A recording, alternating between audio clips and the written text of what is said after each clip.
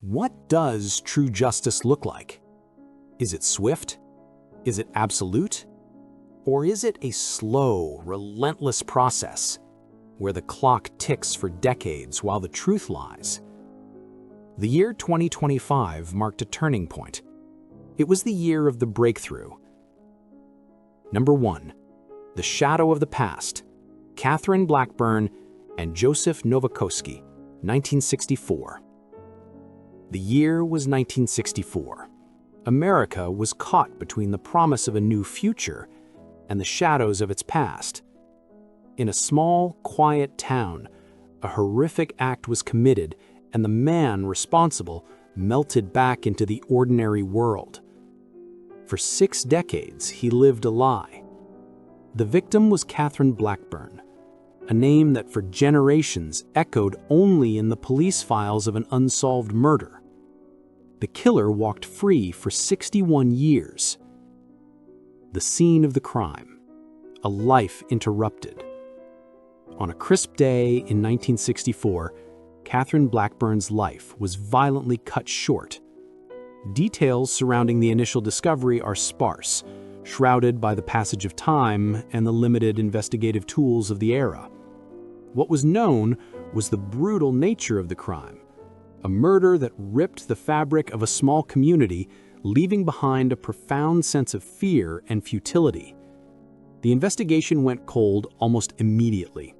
Witnesses were few, technology was non-existent. The killer seemed to vanish, leaving investigators staring at a dead end. The case file was boxed, labeled, and shelved. A silent monument to a miscarriage of justice. For decades, Catherine's family was forced to carry the weight of that silence. Every anniversary was a fresh wound. Every stranger was a potential killer. The unthinkable breakthrough.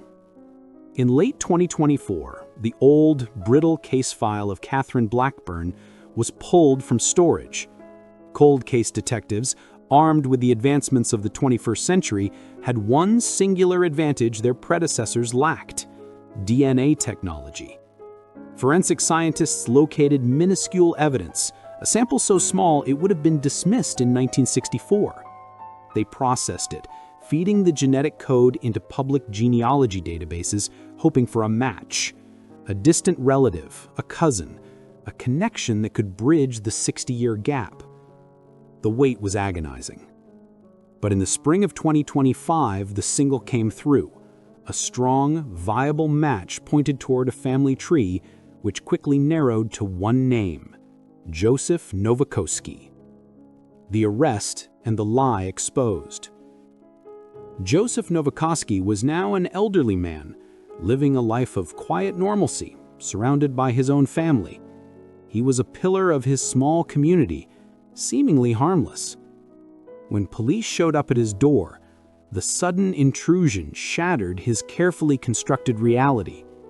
The news coverage, as reported by AP News and Spectrum Local News, described the shocking moment a man who thought he had outrun the clock was finally confronted with the truth of 1964. He was arrested and charged. The charges were swift, based on the irrefutable evidence that DNA had preserved. The silence of 6 decades was finally broken, replaced by the crushing weight of accountability. The case of Catherine Blackburn proves that the past is never truly buried. It merely waits for the tools to unearth it. Joseph Nowakowski's life of freedom was built on a lie, and in 2025, that lie finally collapsed. Number 2. The Dallas Nightmare, Elizabeth King and the Capture of Danny Dupree, 1981. The early 1980s were a time of escalating crime in major U.S. cities. But for Dallas, Texas, one case in 1981 stood out for its cruelty and baffling lack of answers. Elizabeth King was murdered, and her killer walked away, confident he had covered his tracks completely. He was wrong. 34 years later, a team of dedicated investigators refused to let Elizabeth's story end in a cold file. The long sleep of the file. The murder of Elizabeth King in 1981 was a devastating blow to her family. The Dallas Police Department worked the case tirelessly, but as with many crimes before the widespread use of DNA, they hit walls. Suspects were interviewed, evidence was collected, but the smoking gun, the irrefutable link, was missing. The case became a persistent, aching wound for the city. Who was the killer? Why Elizabeth? The questions hung heavy over the detective division for decades. Every new generation of officers inherited the burden of the unsolved case of Elizabeth King. A new set of eyes. In 2024, the Dallas Cold Case Unit decided to give the Elizabeth King file one last comprehensive review. They focused on the physical evidence secured from the scene in 1981. Though initially considered inconclusive, modern forensic techniques allowed them to extract a viable DNA profile. This profile, the ghost of the killer, was uploaded to forensic databases. The search began, a digitized hunt spanning states and family histories. NBC5 Dallas-Fort Worth reported on the unprecedented tenacity of the task force. The emotional pressure on the investigators was immense. Solving this case was not just a professional duty, but a moral obligation to the victim's family. The name emerged: Danny Dupree. He was arrested in 2025, a sudden, dramatic confrontation that ended his 40-decade evasion. The man who had likely driven past the scene of his crime hundreds of times, who had lived his life knowing the terrible secret, was finally in custody. The reaction from Elizabeth King's surviving relatives was immediate and overwhelming relief. The killer had been a phantom for so long, a nameless entity, that the revelation of a real person, Danny Dupree, brought a measure of closure that many had given up hope of ever achieving. This case highlighted the revolutionary impact of genealogical searching. It showed that even when traditional policing fails, the indelible, invisible signature of DNA remains to tell the truth. Danny Dupree's comfortable life was over, replaced by the hard reality of a 1981 crime. Number 3. The unspeakable. The 1993 child murder and Sandra Guadalupe Castro. There are crimes that shock the conscience, and then there are crimes that shatter the soul. The death of a 2-year-old child in Reading, Pennsylvania in 1993 was one of the latter. It was a case of profound tragedy, a little life extinguished before it had truly begun. For 35 years, the person responsible moved through society shielded by the anonymity of the cold case. A community haunted.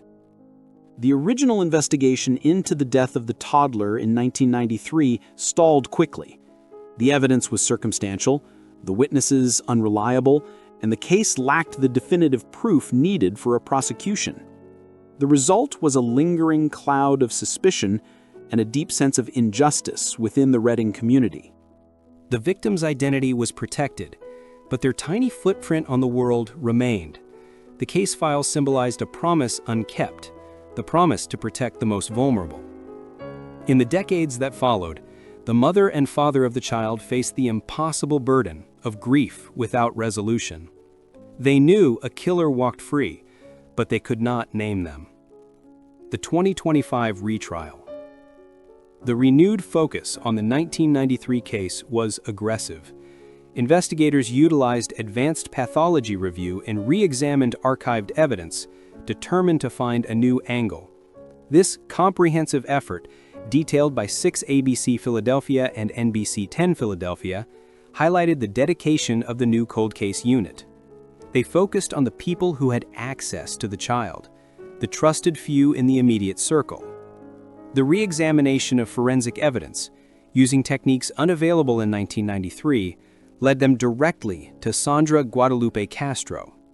The arrest and the truth. In 2025, Sandra Guadalupe Castro was arrested and charged with the murder of the 2-year-old. The details that emerged were heartbreaking. a child who suffered at the hands of someone who should have cared for them. The shock was widespread. 32 years had passed. Sandra Guadalupe Castro had likely built a new life, perhaps even had children of her own.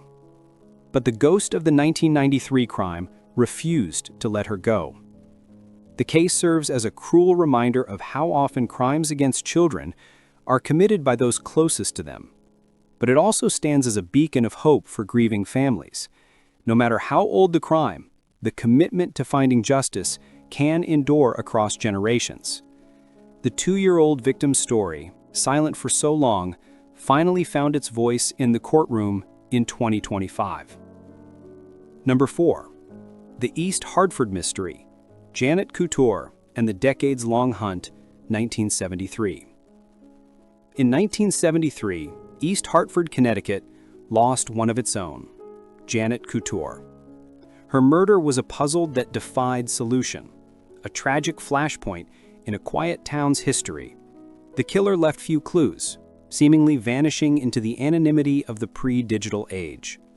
For 52 years, the killer was a secret kept by the grave. But the grave, as determined investigators learned, can sometimes be forced to surrender its information. The 1973 Wall. The investigation into Janet Couture's murder was extensive, but ultimately hit in granite wall. The technology and methodologies of 1973 were no match for the meticulousness of the perpetrator. The community mourned, police grew frustrated, and the case settled into the category of permanently unsolved. For the Couture family, the lack of resolution was an endless torment. They had a victim, but no accountability. They had a story, but no ending. The forensic retrospective. The breakthrough in the Janet Couture case was reported by WFSB and was a masterclass in forensic persistence. In 2024, cold case investigators focused on the one thing that never changes: physical evidence. They pulled out and retested samples collected decades prior. The most promising evidence was a piece of biological material carefully preserved. The forensic team used advanced mitochondrial DNA analysis and then cross-referenced it with genetic profiles. They were looking for a link, a shared ancestor, anything that could give them a name. The DNA trail led directly to George Legier. In 2025, Legier was apprehended. The man who had successfully concealed his crime for over half a century was finally unmasked. The arrest was a powerful shockwave through the East Hartford community, bringing the horror of 1973 roaring back to life. For the investigators, the emotion was palpable. Decades of work, carried forward by different people, different generations of police, culminated in one moment of justice. The story of Janet Couture is a promise fulfilled. It demonstrates the profound ethical commitment of modern law enforcement. The idea that a victim's life matters regardless of when they were taken. George Legier's comfortable, decades-long freedom was a temporary grace period, not an escape. The clock had simply run out. Number 5.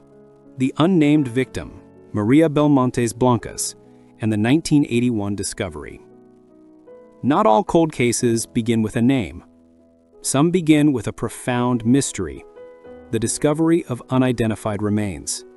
The loss is immense, not just of a life, but of identity. For decades, one victim in Ventura County, California, was known only by the case number assigned to her remains in 1981. She was lost, unidentified, and silent. But until 2025. The case file, a face without a name. The remains were discovered in 1981, leading to a frustrating, protracted investigation. Without a name, the case had no anchor.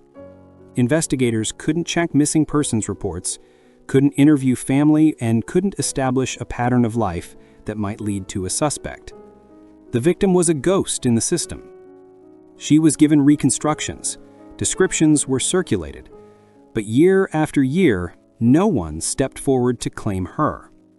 her death remained a tragic, nameless footnote in Venture County's history. The Forensic Genealogy Project. The breakthrough came through the relentless efforts of forensic genealogists. As reported by CBS News, the Venture County Sheriff's Office partnered with specialized labs to create a genetic profile from the degraded 1981 remains.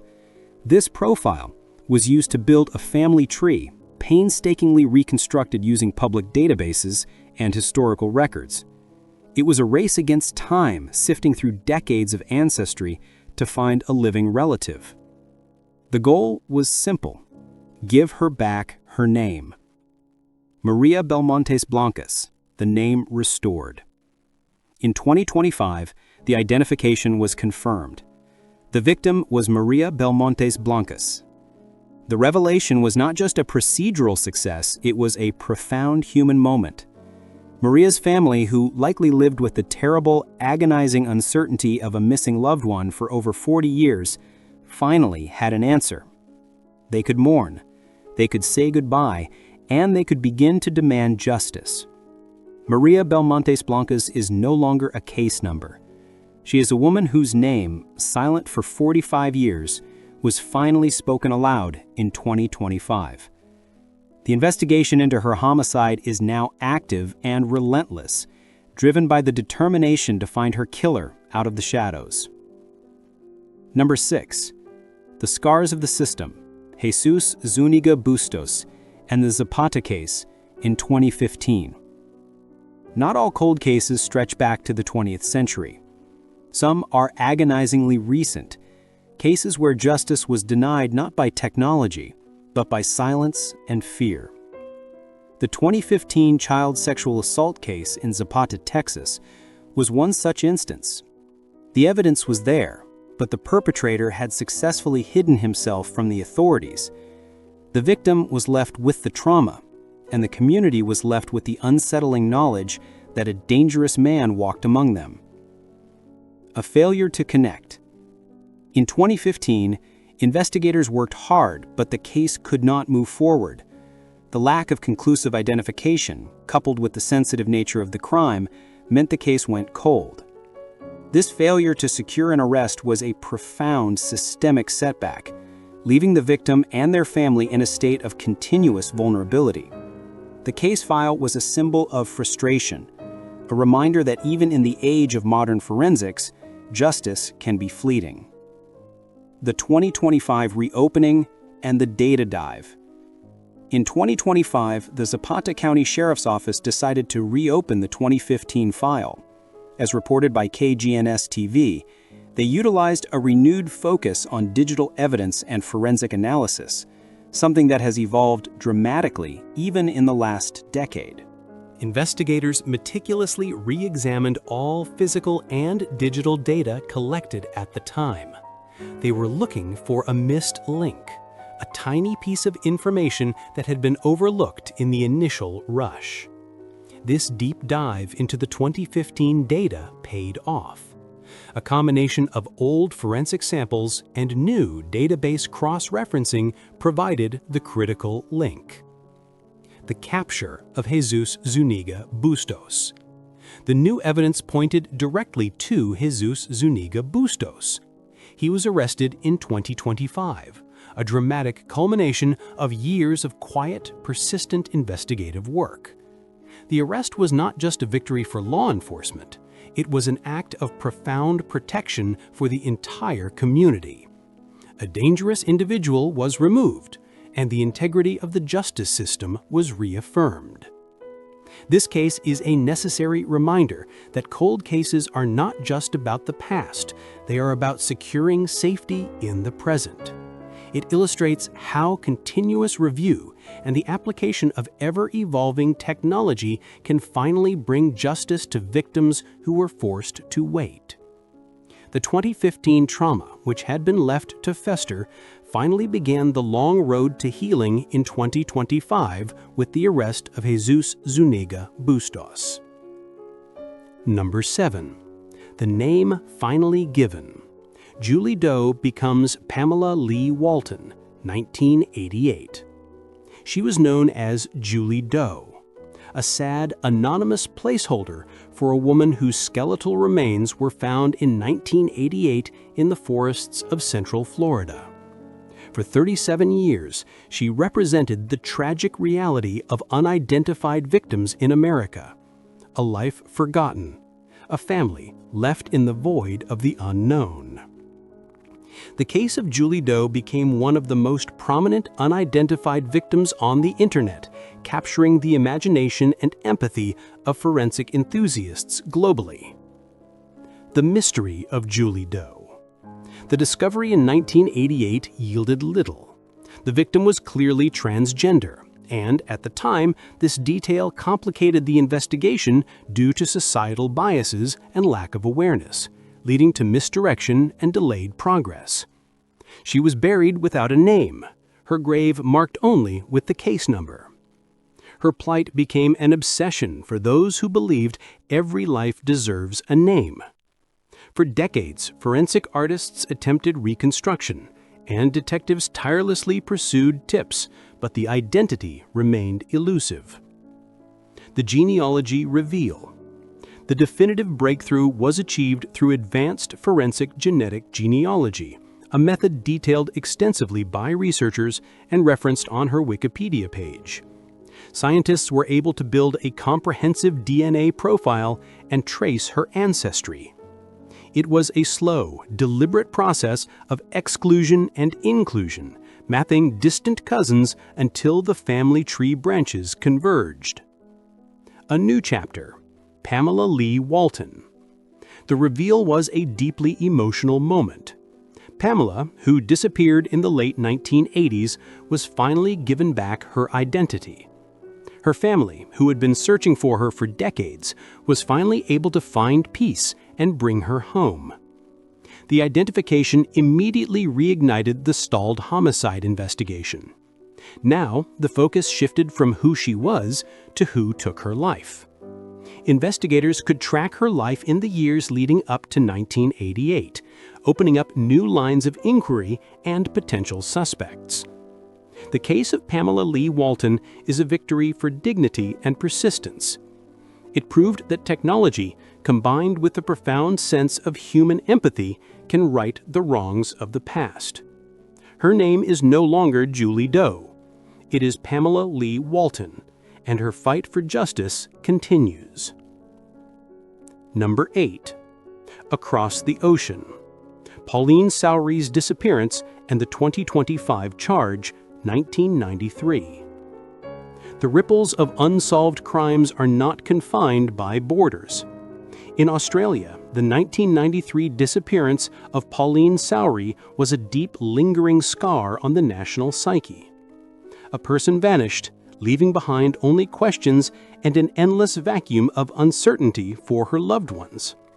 For 32 years, the primary suspect enjoyed a life of normalcy, convinced the Australian authorities would never find the key to the past. The vanishing. Pauline Sowry was last seen in 1993. The initial investigation into her disappearance was thorough, but yielded no definitive answers. Without a body, the case was stuck in legal purgatory, unable to move from a missing persons investigation to a homicide prosecution. The primary suspect was known, but the evidence was not strong enough to meet the high burden of proof. The family campaigned tirelessly, ensuring Pauline's name was never forgotten. They knew someone knew the truth. The cold case reevaluation. In 2024, Australian authorities initiated a significant, comprehensive cold case review of Pauline Sowry's file, utilizing new forensic technologies and investigative techniques. The Guardian reported on the intense scrutiny the long-dormant files received. The key was not new DNA, but a meticulous re-evaluation of the original evidence, including witness statements, communication records, and forensic traces that were misunderstood or misprioritized in 1993. The goal was to build a case strong enough to overcome the absence of a body. This persistent effort paid off. In 2025, a man who had been a prime suspect decades earlier was formally charged in connection with Pauline Sowry's disappearance. The specifics of the breakthrough remained under wraps pending trial, but the emotional impact of the charge was immediate. This case is a powerful testament to the persistence of international law enforcement. It shows that even in the most challenging no-body, no-parole cases, justice can be achieved through methodical, persistent, and technology-assisted legal strategy. For Pauline Sowry's family, the charge brought a devastating relief. Their decades-long fight for their loved one finally moved one step closer to resolution, proving that time does not diminish accountability. Number 9. The unyielding signature. Karen Gavercore and Victor Lamont Ferguson, 1997. In 1997, the brutal homicide of Karen Gavercore rocked the San Francisco Bay Area.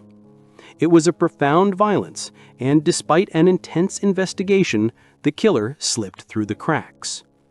The city was left with the chilling awareness that a violent predator was free, walking among them. The case remained cold, a persistent source of anguish for Karen's family, who had to live with the knowledge that her killer was untouchable. The scene and the silence. The initial 1997 investigation was thorough. Evidence was collected, including biological material, but the DNA database of the time, CODIS, was still in its infancy. There was no direct match, and traditional investigative leads went nowhere. The killer seemed to know how to navigate the system of the late 90s, leaving just enough doubt, just enough distance to evade capture. The genetic net tightens. The definitive breakthrough, as detailed by the San Francisco Chronicle, came through the use of forensic genetic genealogy. The technique was perfected in the 2020s and was applied to the Gavercore case file. A DNA sample, collected 28 years earlier, was the key. The lab created a genetic profile that was then cross-referenced with public genealogy websites, creating a complex family tree that led investigators to a single, previously unknown relative of the suspect. This distant link began the domino effect: the identification of Victor Lamont Ferguson. Through intensive police work following the genetic lead, the suspect was identified and apprehended in 2025. The man who committed the horrific crime in 1997 had been living his life, perhaps watching news reports, believing his secret was safe. The power of the DNA signature, however, proved to be an unyielding opponent. The case of Karen Gavercore is a showcase of the chilling efficacy of modern forensics. It demonstrates that every individual carries their past with them, a genetic blueprint that can now be read and interpreted across decades. For the Gavercore family, the identification of Victor Lamont Ferguson brought an end to 28 years of waiting, a powerful victory for a family determined not to let Karen's memory fade. Number 10. The Deepwater Recovery. Roy George Benn and the 1967 Mystery. The mystery of Roy George Benn began in 1967. He vanished without a trace, his disappearance leaving behind speculation and a family desperate for answers. Was it a simple accident, foul play, or a choice to simply walk away from his life? For 58 years, his story was one of pure, painful ambiguity, until the deep water gave up its secret. The 1967 void. Roy George Benn was last seen in 1967. The search was brief, hampered by the lack of technology and the vastness of the area. Without a body or his vehicle, the case settled into a heartbreaking limbo. He was officially a missing person, but the question of his fate, alive or dead, haunted the family for generations. The case was a textbook example of a file that had nowhere left to go. No DNA, no suspects, just an empty space where a man used to be. The underwater discovery. The breakthrough came unexpectedly in 2025. Utilizing advanced sonar technology and recreational diving efforts focused on historical searches, Roy George Benn's vehicle was discovered submerged in a body of water. The discovery immediately transformed the missing persons case. The recovery, chronicled on his Wikipedia page, was a delicate, painstaking process. Inside the recovered car, human remains were found. Identity confirmed. Forensic anthropologists and DNA specialists worked quickly, utilizing the latest techniques to confirm the identity of the remains. In 2025, it was confirmed. They belonged to Roy George Benn. The identification ended the decades of ambiguity for his surviving family. They finally knew what happened to their father, grandfather, or brother. The discovery allowed the official reopening of the case, shifting the focus from a simple disappearance to an active death investigation. Now the investigation moves forward, utilizing the limited forensic evidence recovered from the submerged vehicle to determine if Roy George Benn died in an accident or was the victim of a homicide. The case of Roy George Benn is a powerful reminder that the earth and the water can hold secrets for decades, but modern technology is becoming relentless in its ability to force a final, definitive answer. The void of 1967 was finally closed in 2025. Honorable mention: the Texas Horror. The 1991 yogurt shop murders. The crime scene was unremarkable, a small yogurt shop in Austin, Texas. But what happened inside on the evening of March 1991 was anything but. 4 teenage girls, Eliza Thomas, Jennifer Harbison, Sarah Harbison, and Amy Ayers, were murdered. It was an act of inexplicable violence that shocked the entire nation and left Austin, Texas, scarred for a generation. The 1991 Texas yogurt shop murders became a symbol of systemic failure and agonizing, protracted injustice. 3 decades of false starts. The original investigation was enormous, chaotic, and ultimately fruitless. Suspects were arrested and one even confessed, but the prosecution collapsed due to flawed evidence, coerced statements, and a relentless public scrutiny that followed every single mistake. The physical evidence collected, ballistics and DNA, was there, but the technology to definitively link it to a single person was not. The families endured repeated cycles of hope and crushing disappointment. The case became the definition of cold, a source of endless debate and procedural inquiry. The 2025 breakthrough. In 2024, Texas authorities made a dramatic commitment to the case, forming a specialized task force determined to find a final answer. In 2025, they announced a major breakthrough stemming from renewed DNA and ballistics work.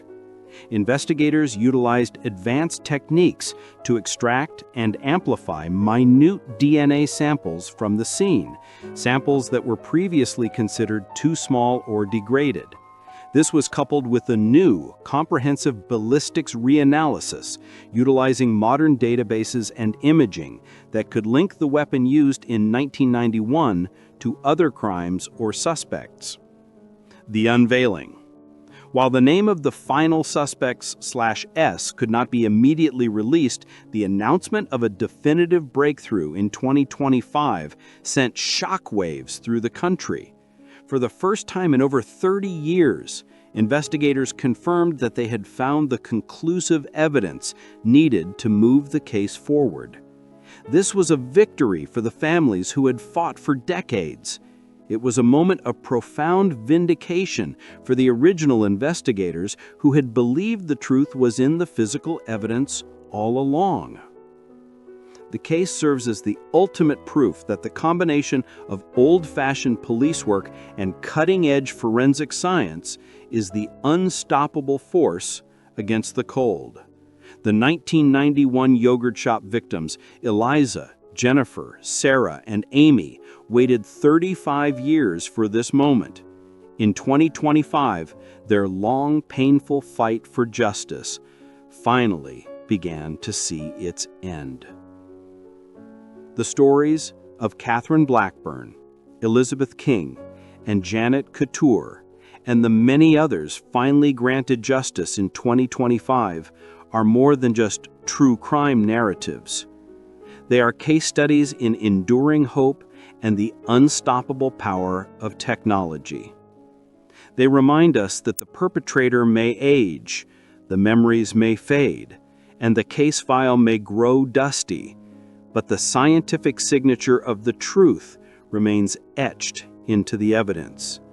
The hair, the fiber, the genetic code, it all waits patiently for the day technology evolves enough to read its story. For the victims and their families, the breakthroughs of 2025 closed chapters of agonizing uncertainty that spanned generations. They proved that time, the greatest ally of the killer, has now become the greatest ally of the investigator. Every detective, every scientist, every genealogist who works one of these cases carries the burden of the past. Their work is a quiet promise that no one is truly forgotten and no one escapes accountability. Justice is not always swift, but as these 11 cases so powerfully illustrate, justice is often relentless. Thank you for watching. If you found this journey into the cold case breakthroughs of 2025 informative and meaningful, please take a moment to like this video. And be sure to subscribe to the channel and hit the notification bell so you don't miss our next deep dive into history's greatest mysteries.